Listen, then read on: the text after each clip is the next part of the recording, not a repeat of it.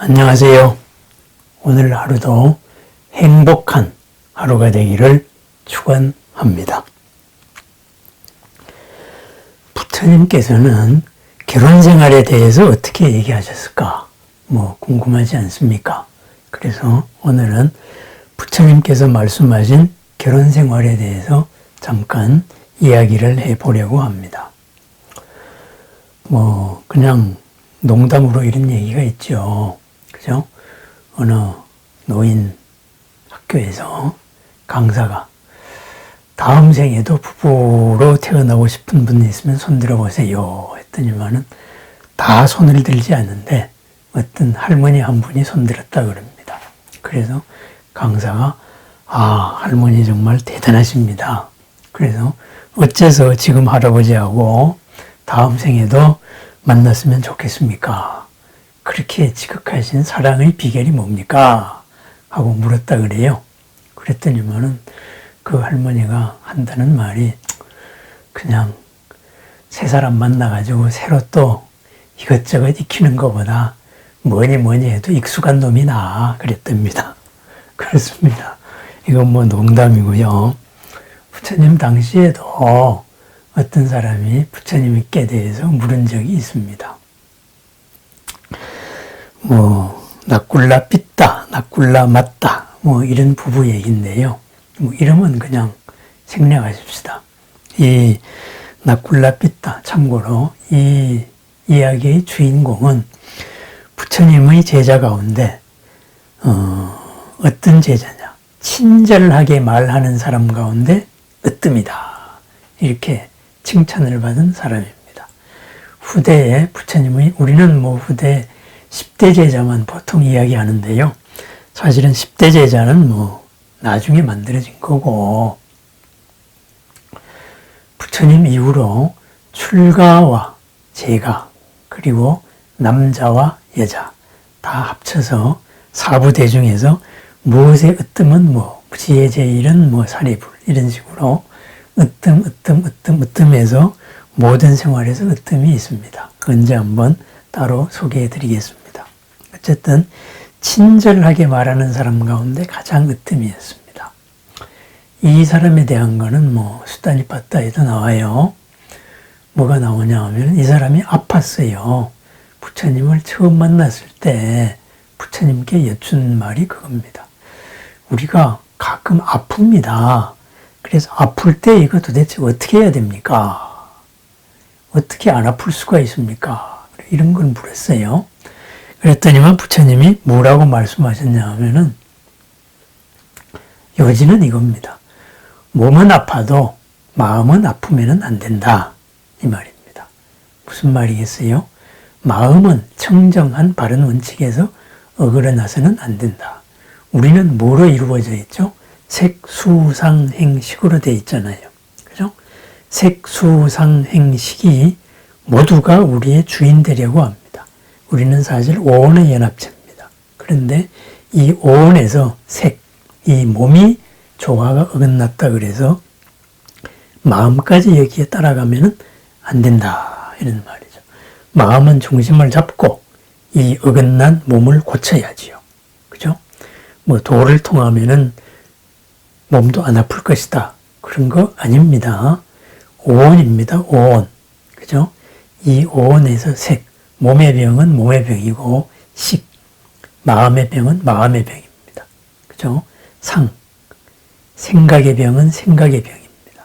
의지의 병은 의지의 병이고, 뭐든지 간에 어긋났을 때는 병입니다. 그래서 나의 주인이 뭔가, 나의 중심이 무엇인가 해서 몸이 아프다고 해서 마음까지도 거기에 휩쓸려서 아파서는 안 된다. 그래, 이런 가르침을 주신 적이 있습니다. 어쨌든 이 낯굴라 삐따 부부가 부처님께 물었어요. 서로 그렇게 말했습니다. 제 아내는 제 남편은, 그죠? 어렸을 때부터 우리는 부부가 되었습니다. 그래서 몸으로도 마음으로도 우리는 서로 크게 어긋남이 없었습니다. 그래서 현세에서도 서로 언제나 보기를 원합니다. 그렇기 때문에 내세에서도 서로 보고 싶습니다. 다음 생에서도 서로 볼 수 있고 싶습니다. 보고 싶습니다. 어떻게 하면은 좋겠습니까? 그랬습니다. 그죠? 부처님 뭐라고 말했겠어요? 불교는 뭐 세상을 떠나라 종교니까 그런 거 생각하지 마세요. 그랬을까요? 그렇지 않습니다. 부처님은 지극히 현실적인 생활의 원칙을 이야기해 줬습니다. 네 가지가 같다면은, 그러면은 금생에도 훌륭하게 행복하게 잘 살고 다음 생에도 행복하게 서로 다시 만나가지고 잘 살 것이다. 이렇게 말했습니다. 네 가지가 뭐냐 그랬어요. 첫 번째는 동등한 믿음이 있어야 된다. 이거죠. 삶에 대한 믿음, 진리에 대한 믿음, 신앙이 같아야 된다. 부처님에 대한 믿음, 바른 가르침에 대한 믿음, 그죠? 바른 수행자에 대한 믿음, 이런 것이 있어야 된다. 그 다음에는 동등한 계행이 있어야 된다. 그랬습니다. 계라는 게 뭐예요? 생활 원칙이잖아요. 그러면은 우리 세상 사는 사람들한테 제일 중요한 게는 오계입니다. 죽이지 말고, 그죠? 훔치지 말고, 그리고 음행을 하지 말고, 그죠? 그리고 거짓을 행하지 말고, 그 다음에 중독성 있는 데 빠지지 말고, 이것을 원칙이 뚜렷해야 된다. 최소한 삶에 있어가지고 똑같은 이런 원칙을 가져야 된다. 그 다음번에는 동등하게 보시를 해야 된다. 그랬어요. 뭐예요? 한쪽은 남을 위하는, 향하는 마음으로서 보시를 하는데, 열린 마음인데, 한쪽은 닫힌 마음으로 인색하면 안 된다. 이거죠. 그러면 다음 생에는 각자의 업이 다르니까 서로 만날 수가 없는 거지요. 그죠? 인연부부로서도. 그래서 같이 보시를 해야 된다. 말을 바꾸면은 같이 열린 마음으로 살아야 된다. 왜?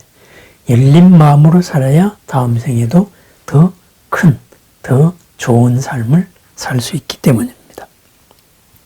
그리고 마지막으로 말한 것은 동등하게 지혜를 가져야 된다. 그랬습니다. 동등하게. 그냥 남편이 하는 대로 따라가서도 안 된다. 부인이 하는 대로 따라가서도 안 된다. 서로 주체가 되어서 서로 도우면서 서로 지혜롭게 살아야 된다. 이렇게 말했습니다. 그래서 2600년 전, 2700년 전 이야기니까 그냥 무조건 남편한테 순종하고 사세요. 이렇게 말하지 않았습니다. 동등하게, 이게 항상 앞에 붙었습니다. 동등한 믿음이 있어야 되고, 동등한 삶의 원칙이 있어야 되고, 동등한 열린 마음, 그죠? 보시가 있어야 되고, 동등한 지혜로서 서로가 서로를 도우면서 함께 살 때 다음 생에도 같이 삽니다. 그랬습니다. 그렇게 되면은 지금도 즐겁고 내생도 즐거운 이런 삶이 이루어집니다. 그리고 내생에는 지금보다도 더 나은 하늘나라, 그죠? 천상의 삶을 살게 됩니다. 이랬습니다. 이것이 부처님께서 제가자들한테 설법을 한 기본 원칙입니다. 부처님의 가르침은 지금도 이롭고 다음 생에도 이로운 가르침입니다. 그리고 이 가르침을 밟아 나가다가 보면은 마침내 궁극에도 이로운 겁니다. 그런데 여기서 중요한 게 있습니다. 부처님께서 부부가 살되 동등하게 살아야 된다. 이 말씀을 하셨어요. 그죠? 한쪽이 중심이 돼서 순종하고 살아라. 복종하고 살아라. 그런 말씀을 안 하셨습니다. 그래서 또 여기에 또 니까에 보면은 다른 얘기도 나옵니다. 세상에는 4가지 종류의 부부가 있다. 저열한 남편과 저열한 부인이 있고, 그죠? 저열한 남편과 그리고 고귀한 부인이 있고, 그러한 저열하고 고귀함으로 나눈 남자가 둘이니까 여자가 둘에서 합쳐서 4가지 부부가 나옵니다. 그러한 삶이 있다 그랬습니다. 그러면은 고귀한 사람과 저열한 사람을 나누는 기준이 무엇이냐 했을 때 그것도 바로 오개입니다. 그죠? 살도, 망주 그런 것을 하지 마라 그랬습니다. 그 다음에는 이제 그것이 확장되어 가지고, 그죠? 악한 성품을 지니지 말고, 인색한 마음을 가지지 말고, 그리고 잘못된 견해를 지니지 말고, 탐욕을 지니지 말고, 욕을 하지 말고, 이런 우리가 말하는 십선법, 그죠? 십악의 반대, 십선법을 생각하면 됩니다. 그렇게 되고, 마지막으로 수행자들을 비난하지 말아라. 그건 뭐예요? 바른 길을 걸어나가는 사람들을 내 원칙과 다르다고 이렇게 비난하거나 부대접하지 말아라. 이런 말입니다. 바른 길을 걷는 사람을 존중하라. 이거죠. 그런 사람이 고귀한 사람이다. 그러지 않을 때는 고귀하지가 않다. 그랬어요. 왜 그런 사람이 고귀하냐?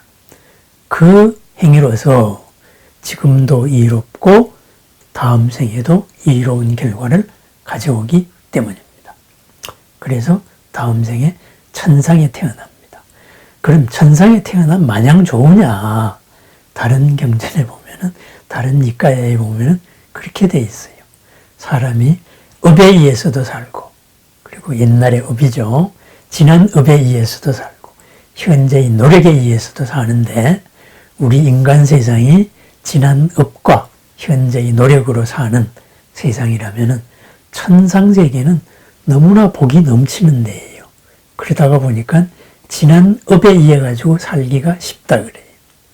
그 넘치는 복을 거기서 더 노력하기가 힘들다 이런 말입니다. 즐거움을 누리기에 바빠가지고 그러다가 보니까 어떻게 되겠어요?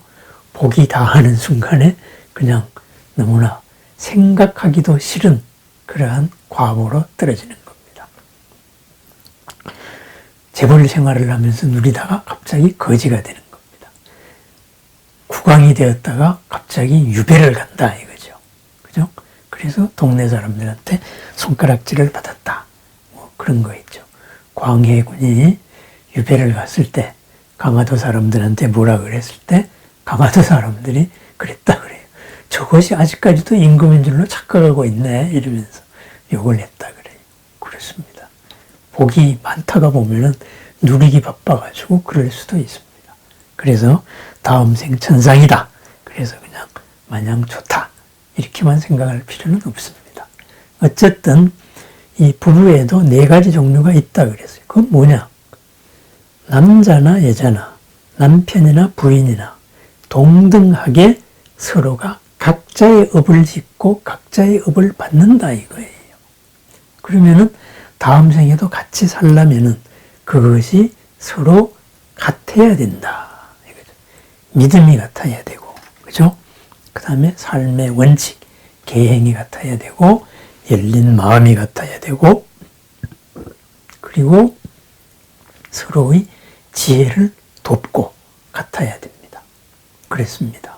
그러한 동등한 원인일 때, 동등한 결과일 때, 동등한 사이일 때 서로의 필요성에 의해서 다음 생에도 같이 맞는다 이겁니다. 그렇습니다. 부처님은 불교는 출가를 하라 모든 사람들에게 이런 가르침이 절대 아닙니다. 부처님께서 제가자들을 많이 만났겠습니까? 아니면은 출가 스님들한테 한 얘기가 더 많겠습니까? 제가자들한테 한 얘기가 훨씬 더 많습니다. 다만 경전 편집을 출가 수행자들이 하다가 보니까 그 양이 줄어들었을 뿐입니다. 그래서 나중에 대승불교 운동이 일어나면서 점점 출가와 제가를 넘어선 하나의 가르침으로 통일이 된 것입니다. 그렇습니다.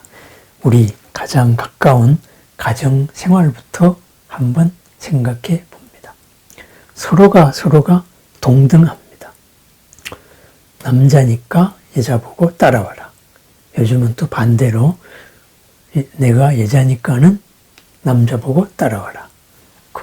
그런 거 아니었다 이 말입니다. 그러면은 같이 못 삽니다. 내 생에 분명히 같이 못 살고 그 차이가 나다가 보면 금생도 같이 못 사는 일이 생깁니다. 각자가 각자 인생의 주인, 각자 우주의 주인이기 때문입니다. 그래서 우리가 수행을 해나갑니다. 연기법을 배웁니다. 이 연기법, 모든 것은 같이 더불어, 그죠? 여기에서 한쪽이 절대적인 것은 없다. 이것이 불교의 가르침입니다. 그렇습니다. 금생에도 아름답게 같이 살고 평화롭게 같이 살고 행복한 삶을 하고 내생에도 행복한 부부 사이, 부처님께서는 4가지를 이야기했습니다. 그죠? 그 4가지를 다시 되올려 봅시다. 같은 믿음이 있어야 된다. 그죠? 삶의 전제가 같아야 된다 이 말입니다. 같은 원칙 위에서 살아야 된다. 2번째, 구체적인 삶의 방향의식, 원칙, 계행이 같아야 된다. 3번째는 열린 마음으로 서로 같아야 된다. 닫힌 마음으로 같으면 같이 못 삽니다. 열린 마음으로서 서로 복을 지어야 된다. 다음번으로는 서로가 서로의 지혜로서 같이 살아야 된다. 한 사람의 지혜로 살면 안 된다. 그랬습니다. 어쩌면은 21세기가 아니라 22세기에서도 똑같이 통용될 수 있는 가정생활에 대한 말이라고 생각합니다. 이 부처님의 가르침을 보면서 저 자신도 많이 부끄럽습니다. 그래서 많이 노력을 하겠습니다. 다 같이 더불어서, 그리고 동등하게, 그리고 함께 더 각자가 각자를 키워나가는 행복한 가정생활을 축원드립니다. 감사합니다.